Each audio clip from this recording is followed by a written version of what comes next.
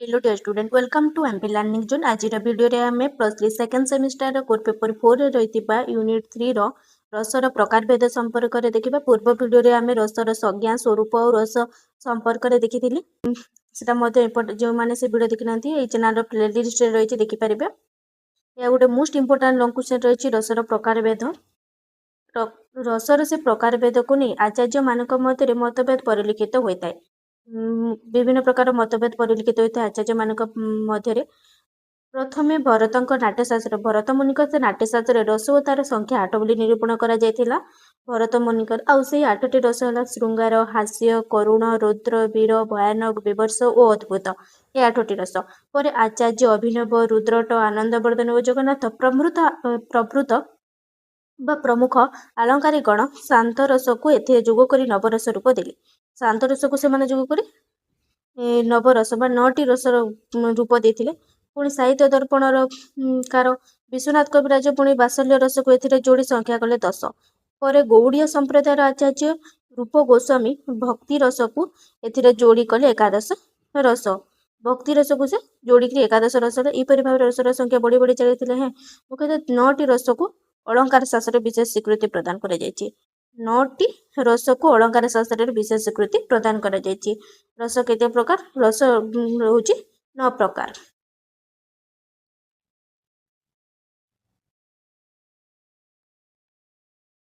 रस मु previous video रे कहितिली काव्य पठन बा श्रवण द्वारा पाठक बा श्रोता मन रे सृष्टि होतबा से आनंदमय अनुभूति को रस बोली कह जायथे रस होछि 9 प्रकार एटारे गोटे तार ट्रिक्स रहिछि आउरी मध्ये सिंपल ट्रिक रहिछि कहबी श्रृंगार हास्य करुण रुद्र वीर भयानक विभत्सभूत इत्येष्टो शांत तथा मतः रस 9 प्रकार रहिछि एको नोट करलियो एटा रहिछि तार ट्रिक रहिछि एटा श्रु हबो श्रुहा करो विभवी असा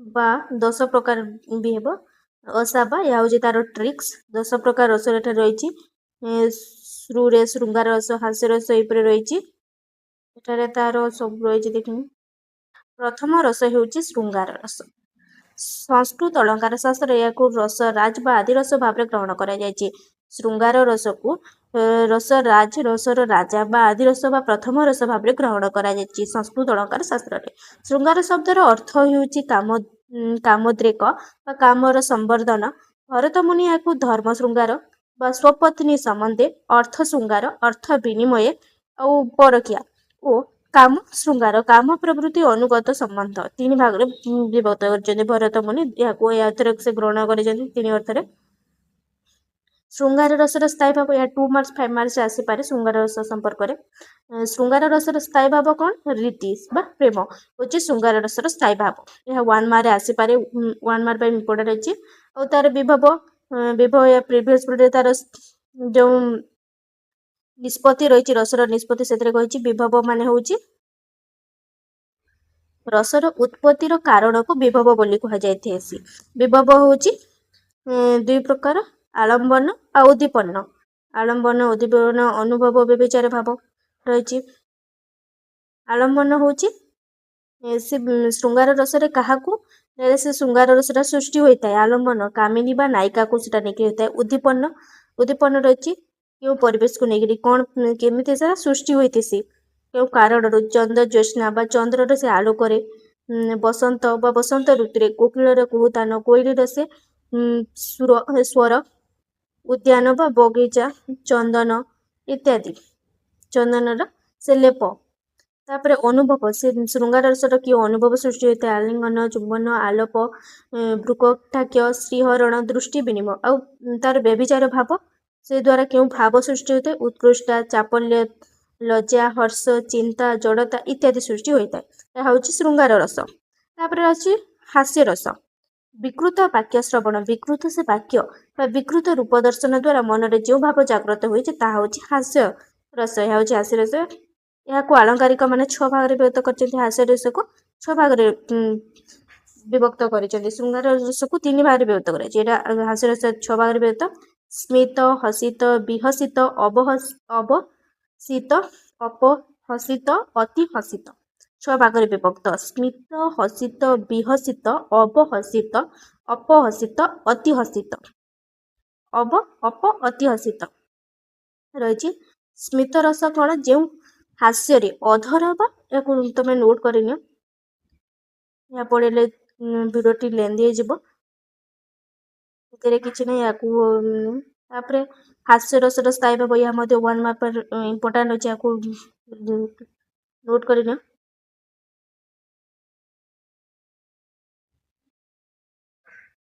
ତାପରେ ନେକ୍ସଟ ରହିଛି କରୁଣ ରସ।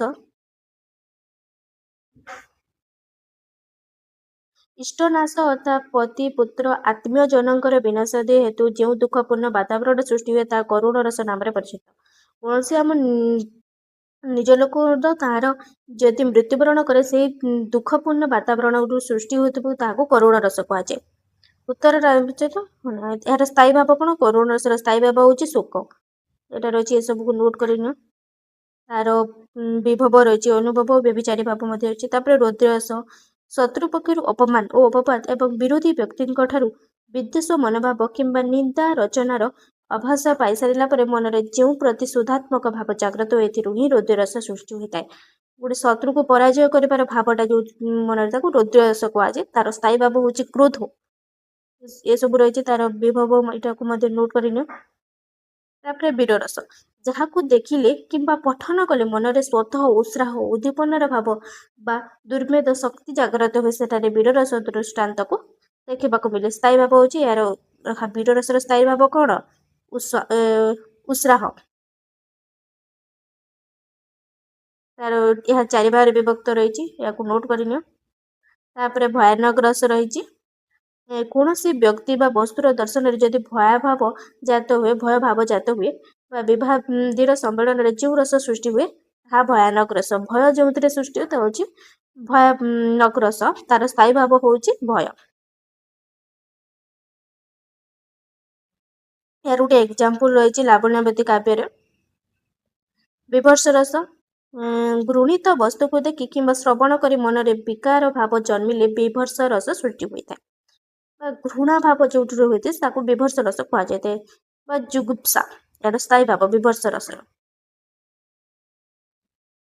ଅଦ୍ଭୁତ ରସ, କୌଣସି ଅଦ୍ଭୁତ ଦୃଶ୍ୟ ଦେଖିଲେ ବା ଶୁଣିଲେ ମନରେ ବିସ୍ମୟ ଭାବ ଜାଗ୍ରତ ହେଲେ ତାକୁ ଅଦ୍ଭୁତ ରସ ବା ଏହି ରସର ଆବିର୍ଭାବ ଘଟେ। ସେଠାରେ ଅଦ୍ଭୁତ ରସର ସ୍ଥାୟୀ ଭାବ ବିସ୍ମୟ ଭାବ ବା ଆଶ୍ଚର୍ଯ୍ୟ ରହିଛି, ୟାକୁ ନୋଟ୍ କରିନିଅ। ୟାକୁ ମଧ୍ୟ ତାପରେ ଶାନ୍ତ ରସ, ଯାହା ମନରେ ଆଧ୍ୟାତ୍ମିକ ଚେତନା ଜାଗ୍ରତ କରିବା ସହିତ ବିଷୟ ଭୋଗରୁ ନିବୃତ୍ତ ରହି ବୈରାଗ୍ୟ ଭାବ ଜାତ କରାଏ, ତାକୁ ଶାନ୍ତ ରସ କୁହାଯାଏ। ଶାନ୍ତି ବୈରାଗ୍ୟ ଭାବ, ତାକୁ ସ୍ଥାୟୀ ଭାବ ହେଉଛି ବୈରାଗ୍ୟ। ୟାକୁ ମଧ୍ୟ ନୋଟ୍ କରିନିଅ। ତାପରେ ବୈଷ୍ଣବୀୟ ରସ ତତ୍ତ୍ୱ ରହିଛି, ୟାକୁ ମଧ୍ୟ ପଢ଼ିନେବ, ଏତେ ଇମ୍ପୋର୍ଟାଣ୍ଟ ନାହିଁ।